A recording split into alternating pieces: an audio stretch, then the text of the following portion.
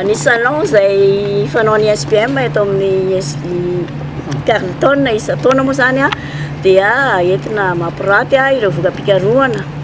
zay vitan'ny mpianatra tamin'ity taona ity. Ny mpianatra mandray anjara amin'izany moa dia miala hatramin'ny taona voalohany ka hatramin'ny taona fahadimy ary ny fotodrafitrasa zay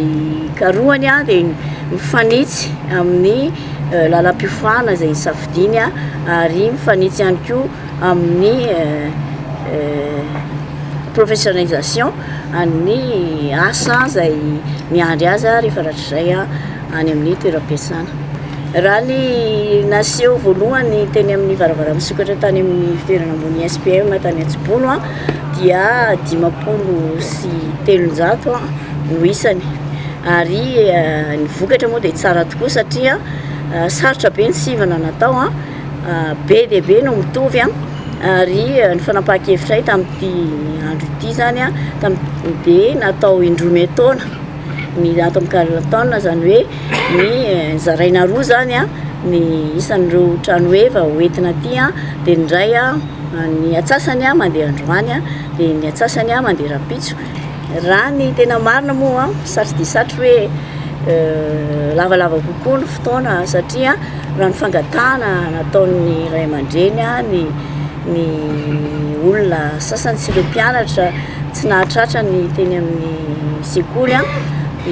maro tokoa izy ireo no te-akaty nefa no ny antony ara-bola sy ara-potoana zany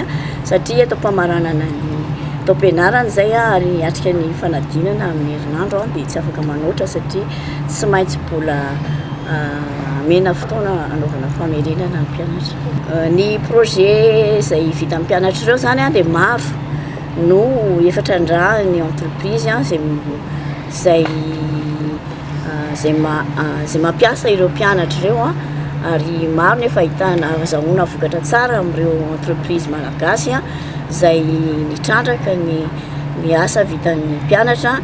Eo koa ireo mpianatra izay misafidy ny hiditra amin'ny fandrarana dia efa maro ireo mpianatra SPM no miditra fandrarana amin'ireo atrikasa miala avy amin'ireo atrikasa vitany taty am-pianarana ary miala na dia toka hoe amin'ny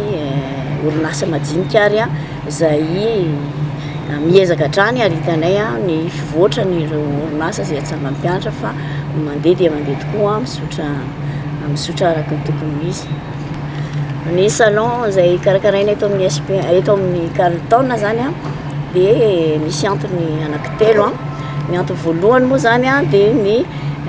famporisiana amin'ny mpianatra anao ny fampiarana ireo zavatra nomena azy tany am-pianarana ary ampiasa ny fikarohana manokana zay ataony satria aty amin'ny université zany dia ilaina be ny fandraisana anjara amin'ny mpianatra amin'ny fanamafisana ny traikefa sy ny fahaizana satria tsy ho vitany am-pianarana daholo ny zavatra tokony ilaina. Faharoa dia nentina aty amin'ny Carleton zany mba ahafahana manatona kokoa ireo olona maro zay nangataka sy mahatratra ary aty moa zany no betsaka ny toeram-piasana ireo ray aman-dreny sy ireo ankizy mbola manomana ny baka dia miantso zany ireo ankizy izay mbola mitady ny hitsidika ny salon dia efa fidirana tsy misy sarany fa misokatra ho an'ny rehetra. Eo zany ny fahatelo dia fampianarana ny ankizy iserasera ihany koa. Isika malagasy zany dia betsaka no mahavita zavatra fa ampianarina ihany koa hoe rehefa mahavita zavatra dia mba ho velarina ho tsarainy ny saramabebahoaka ahafahana mandray ny kiana tsara sy ny kiana ratsy moa zany ahafahana manatsara kokoa zavatra atao satria zavatra ray tsy ho lavorary foana dia ampianarina ny ankizy zany afaka mandray ny torohevitra avy amin'ny mpitsidika sy ahafahan'ny ankizy ihany koa miserasera amin'ireo mpandraraha sy ireo olona vonona ny ara-asa ny mpianatra. Ny SPM moa zany a dia araky ny université tsy miankina azy a dia mipetraka eo ambany manaraka ny lalàna apetraky ny ministera momba ny fanatsarana ny fampianarana dia ny firotsona amin'ny système LMD zany a efa nandroso tanteraka tamin'ny izany fanarahana ny baikin'ny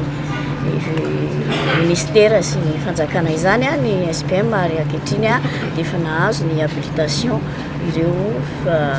lalam-piofanana ny SPM habilitation hatrany amin'ny dingana fahadimy mamoaka ny master.